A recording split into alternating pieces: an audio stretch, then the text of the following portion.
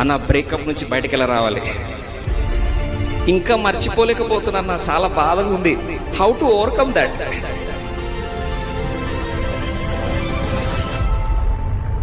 ఎవరున్నా సరే, నువ్వు ఎక్కడున్నా సరే, ఈరోజు బ్రేకప్తో బాధపడుతున్నావా? దేవుని వాక్యం నేను ఆదరిస్తుంది, కంగారు పడకు.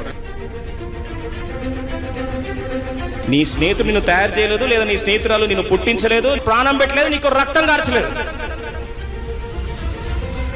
ఇవన్నీ కాల్చిన దేవుడు చెప్తున్న మాట ఏంటంటే, శాశ్వత ప్రేమతో నేను నిన్ను ప్రేమించిన. ఎందుకు బాధపడుతున్నా? Let them go.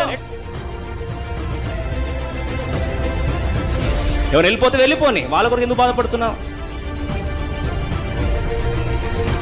దేవుని సత్యం ఏంటంటే, బంధాలతో బాధ పడొద్దు. 1 యోహాను 2:19 స్పష్టంగా రాస్తుంది. అక్కడ రాయబడిన మాట ఏంటంటే, వారు మన సంబంధులైతే మనతో ఉండేవాళ్ళు, మన సంబంధులు కారు కాబట్టి ఏమయ్యారు?